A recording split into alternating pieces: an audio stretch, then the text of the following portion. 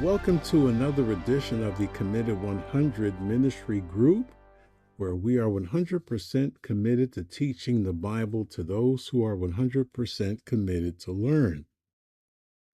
We are continuing today in our verse by verse study of the book of Proverbs, and we're currently in the 16th chapter. And we are looking at the subject of who is really in charge here, relative to our own lives, when we think about what's happening in our world, whether it's our world right here, our world around the world. Who's really in control? Who's really in charge? I have the feeling sometimes that we think that we're in charge of pretty much anything and everything. And if it doesn't go our way, well, we're going to have some problems. The fact is, there is nothing that's going on in our world, whether we're talking our own individual lives or the world around us, that is really in our control.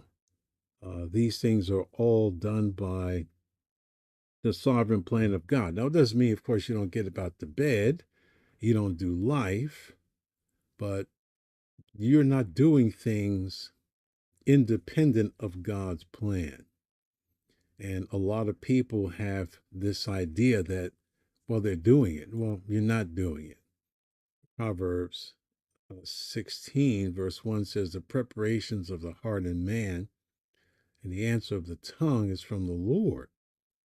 You know, man proposes, God disposes. God does what he wants to do. And as we've been looking over the last week, and I recommend, of course, that you would do that after this program, go back to the YouTube page and look at last week's video about this particular topic, because this is really part two. And speaking of which, if you haven't hit that subscribe button, this is a good time to do it. That way, whenever and whatever we are posting live, you're going to get notified and you can join us. So be sure to hit that subscribe button, hit the bell icon, the like button, share this work with others, let them know what we're doing. And if you see any value in it for you, hopefully you will share with others and let them know, well, there's some value in this. He's going to give us the word. Now, the fact of the matter is we do not have the ability or the power to control the alleged destiny of our own affairs, of life unhindered or uninterrupted by others. And that should alert us to the truth that we are all accountable to the one who is truly sovereign, truly the creator, of course, truly all powerful, the one who interferes with all of our supposed plans at his will. And that, of course, is the will of God himself. He does what he wants. I don't know how people function and think that they're actually thinking properly when they believe that they are doing life independent of their creator. There is something, I have to say this, I think there's something mentally wrong with you. If you, I know spiritually something's definitely wrong with you. If you think that you are operating your life independent of the one who created you. And he created all things after the counsel of his own will, and they are created for his pleasure. So, as I said last time, we humans operate out of extremely limited knowledge without the slightest proof or ability that anything that we say or do or attempt to do will ever succeed. And if you understand anything about the whole of Scripture, that should be quite clear. James says something about this issue, and we were looking at James chapter 4 during our last time, and especially verses 13 through 17. James says, go to now. We would say in our vernacular, come on now. Ye that say today or tomorrow we will go into such a city and continue there a year and buy and sell and get gain. Sounds pretty much like, date planners, business plans, business arrangements, whatever we're going to do. We're just going to today, tomorrow, next week, next year, We have goals and objectives. We're going to go here to this city, fly to this city, drive to this town, whatever. We're going to stay there a while. You stay here a year. You stay there 6 months. We're going to buy and sell and do trade and make wealth.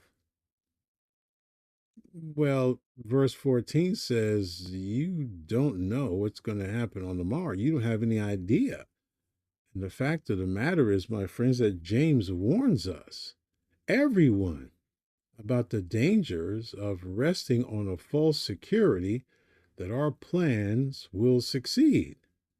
And he does this for the following reasons. And it's very important that we understand the simplicity of what James is saying here, because that's the only way we're really going to understand the nature of who is in control.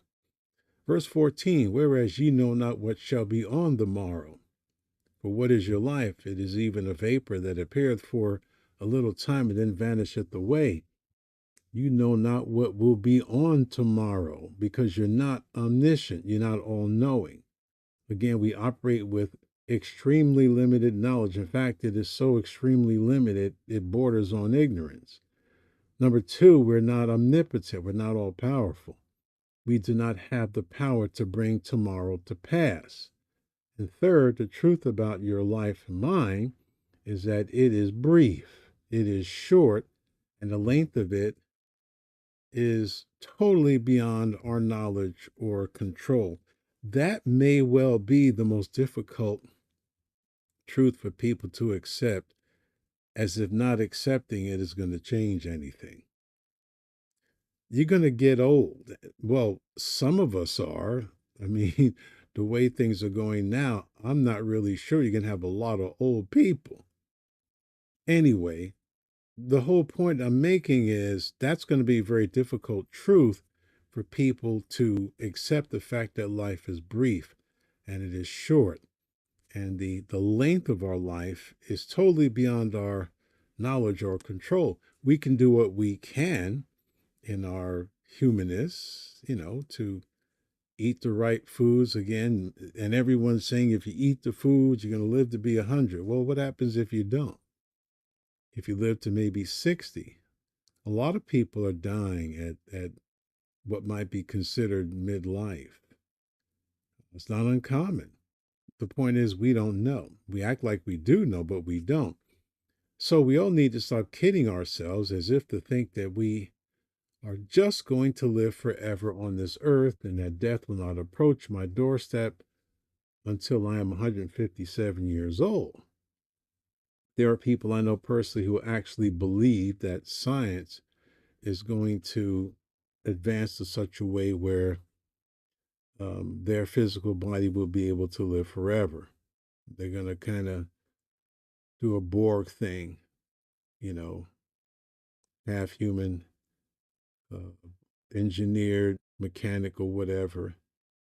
And I know people actually believe that. I mean, they're sincerely believing, they're so arrogant that they believe they're going to live forever. No, they're not. I mean, what do we study in the sermons on Sunday morning in particular, in the book of Revelation? This whole planet and everything's going to be renovated by fire. You stop kidding ourselves. Now, listen, we defiantly refuse to believe that we will die and die early if God wills, and go on in our life as if we have all the time in the world to do whatever wickedness or earthly plans we want to accomplish. I mean, what arrogance is that? I mean, I keep thinking about that song uh, that was used in Her Majesty's Secret Service. It was sung by Louis Armstrong. We got all the time in the world. No, you don't. Time enough for love, time enough for this. We don't have all the time in the world. We don't have time at all. Time is not ours to determine. And yet a lot of people are running around acting like it is. Now, we need to stop telling ourselves and our children in particular that they have a long life ahead of them, because we do not have the power. We do not have the knowledge. We don't have the ability to bring that statement to pass. To tell our children and ourselves that they have a long life ahead of them is nothing more than presumptuous, pompous arrogance. We need to tell our children to seek the Lord now. We need to take this sermon and give it to the children now. We're living in a world that is swirling in deception, and that's not anything new. I mean, cultures come and go, nations come and go, people come and go, and they all ironically believe the same lie because they fail to see the history before them is no different than the history they live in now. Oh, the technologies are different, but I'm not talking about technologies. I'm talking about people. The same sinful nature will envelop the scientists as well as the heathen. It doesn't matter. Number four, we have no control over the circumstances of our life. Because you have a job today does not mean that you'll have one tomorrow. I've experienced that. I'm certain that maybe some of you have and multitudes have, whether it's us or not. Because you made it to work yesterday does not mean that you'll make it there tomorrow. Because your doctor gave you a clean bill of health today does not mean that God will give you one more day. He will give you one tomorrow. He's not going to do it because your doctor says you're great, everything is where it needs to be. Doesn't mean you're going to be here tomorrow. Because you breathe today doesn't mean that you'll breathe tomorrow. Now look, I am a stickler for doing everything possible. I always have been. Vitamins, minerals, proteins, the whole shot. I mean, I am a walking vitamin store. And I've been doing this since I was a kid. So I get it. I don't see any value in just letting yourself go completely. To me, that's ridiculous. And it really depends on how you view life and the purpose of it. Because my mind and my goal is that as long as God gives me life, I want to do this spiritually. I want to live spiritually. And the doctors, I have two different places that, I guess they're, want to see if I'm still whatever. In fact, interestingly enough, I just got a call from the VA before I went on the air saying we got to reschedule, see if we can get you in early. So from the VA to Kaiser, they're all trying to figure out how is this guy's lab work and everything so perfect? What's wrong with him? And the answer is nothing. Now, should I take pride in that? Should I be arrogant about that? It's very easy to do when you have, listen, perfect lab results from two different organizations. It's easy to get proud and arrogant when your CT scan shows nothing, where everything that in some kind of a fantasy land. That's just not me. I did get a message here a moment ago that, oh, there we go. We're back on the air. I hate that when it happens. Okay, so it went and said no data, and now it's saying the data's back. Okay, my apologies for whatever. Nothing I can do about it. That's out of my control. So, like I said, because we have a clean bill of health, and I get clean bills of health. In fact, I had a clean bill of health last week and the week before last. Doesn't mean I'm going to live to see tomorrow. And for that reason, James says in verse 15, you ought to say, word ought means you're obligated to say on the preponderance of the facts, you're obligated to say this. Listen to me carefully. The word ought does not imply that you really have an option. The word ought implies if you're thinking about something, you're obligated to do this. You're obligated to fulfill this. You are obligated to say, based upon what we've studied from what James is saying, you're obligated to keep on saying. It's a present tense verb. If the Lord will, we shall live and do this or that. If the Lord will, we shall live. I want you to think about that. Because again, that's not something that we just stop and ponder and think about. If the Lord wills, we will live. That means our life, our existence is all determined by the Lord and his will. I like I said, I have a clean bill of health. I'm even astonished, frankly. And I look at it as the mercies of God because he is honoring my desire to want to do his will and to proclaim his truth. I get that. And that's what I believe. I don't have any reason to believe anything else because, frankly, that's the priority of my life right now and has been for decades. And when it's time for me to meet glory, I'm going. I get that. And as I get older, it becomes more of reality that sooner or later, this life that I know and love is going to be over. But as long as I can do what's necessary on my part to make sure that I stay around here, the rest and all of it's up to the Lord. But if I'm going to be here, I want to make sure it's for God's glory and not mine.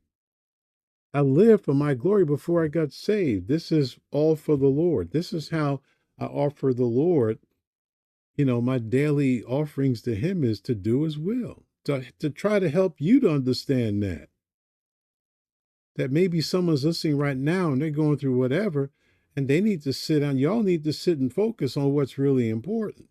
If the Lord will, we shall live. If God doesn't will for you and me to live, guess what? We're not going to live. It ain't going to happen. It's not going to happen. And I've been in situations, many of them where, frankly, I shouldn't have lived. But God had mercy. And I didn't complain. I just said, well, Lord, it's been a wonderful life. If the Lord will, we shall live. And if the Lord will, we shall do this or that. So all of the affairs of our life are at the disposal of the will of God. The wise person not only knows the facts of this truth, but applies the knowledge of this truth. They apply their lives to understand this and know it. If the Lord wills, is acknowledging that God is indeed sovereign, that we recognize who is truly responsible for everything I am and everything I have and everything I do in this life, and that it is of the utmost priority that we place his plan, person, and his will first in our lives and to submit to his lordship in this life and be blessed.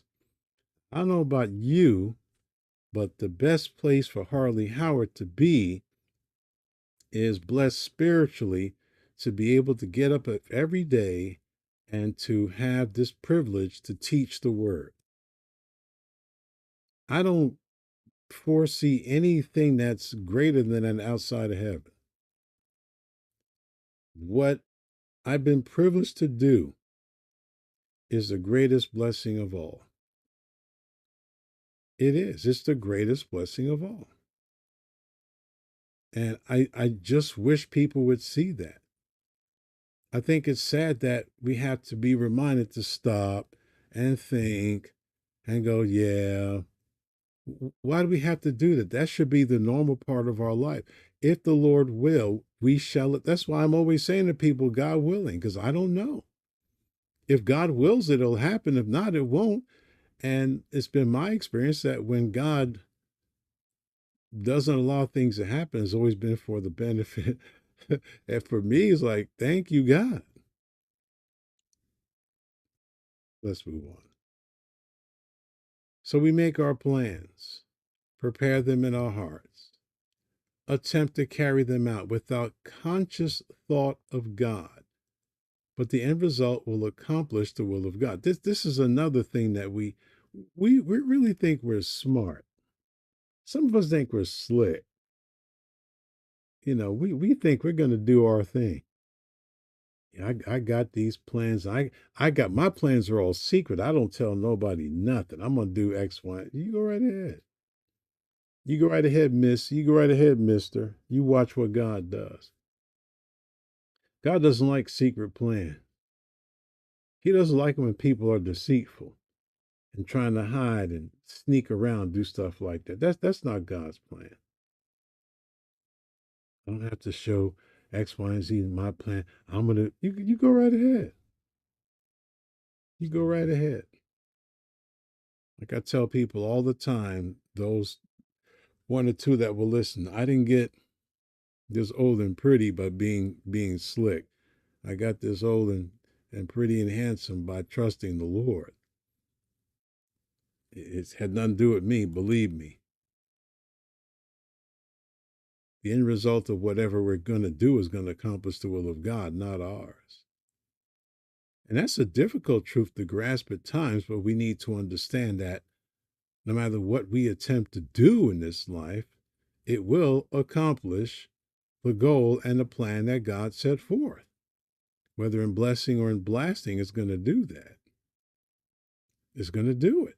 Well, what happens if I leave here and the plans, goals, and desires do not center on God's will? Well, what happens if I continue to set forth my own agenda without submitting my life to God and clearly his revealed will? Well, there's an answer. But now ye rejoice in your boastings. All such rejoicing is evil. Therefore, to him that knoweth to do good and doeth it not, to him it is sin. Stop looking at verse 17 as some generalized passage and look at it in the context of where it was written. The sin is knowing to do the good that James thus described and not doing it. Everything you do is sin from that point. You rejoice in your boastings. It's either I acknowledge God in my plan. I acknowledge God first before the plan is even thought of because I want to make sure that it fulfills his will. And everything connected to my plans must fulfill his will, or else it's nothing but boastings. It's pride. It's arrogance. It's I'm going to do my thing. I'm going to do what I want. Yeah, you go ahead. Go ahead. Go ahead, Missy, do it. Go ahead, Mister, do it.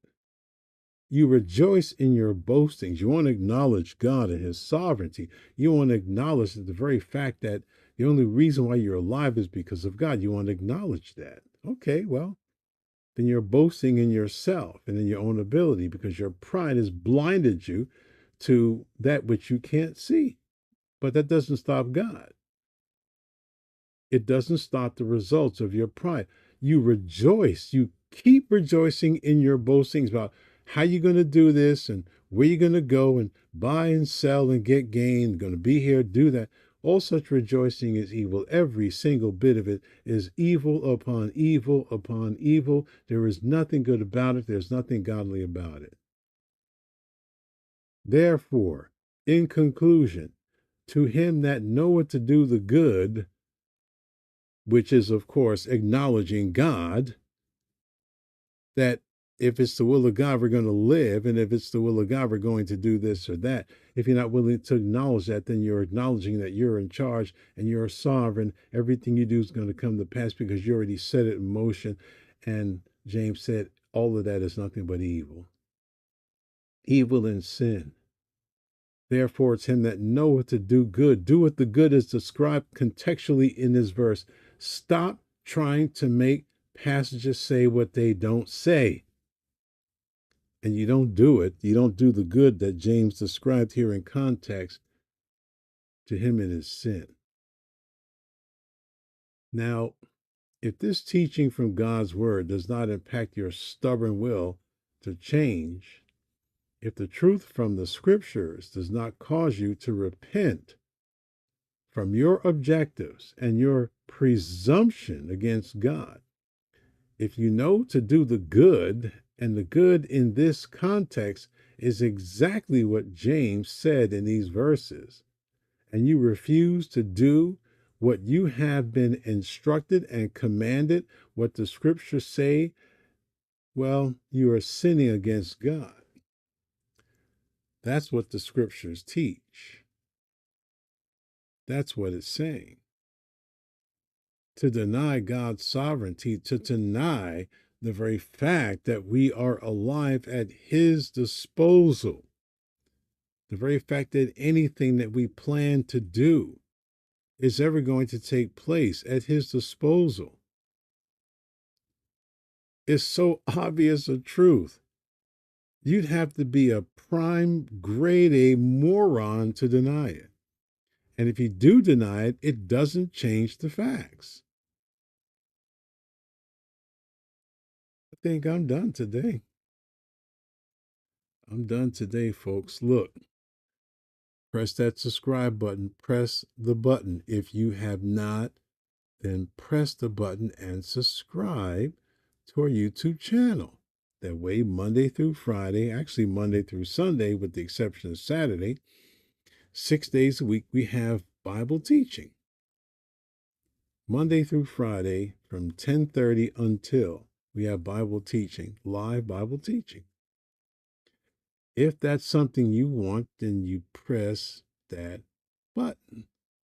Subscribe to the network. Do it now.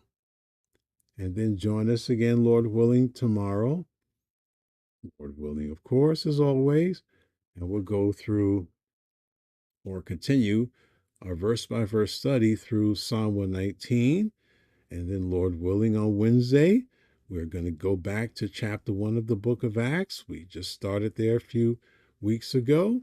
And then, Lord willing, on Thursday, we're going to get back into chapter 10 of the Gospel of Mark. And then, God willing, of course, on Friday, we're going to be looking at part 3 of the apostasy of the church. That's it.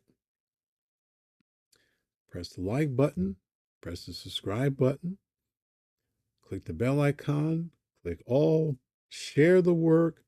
If you find this valuable to you, well, maybe you'll see some of your friends will see it as valuable too. All right. Lord willing, see you next time.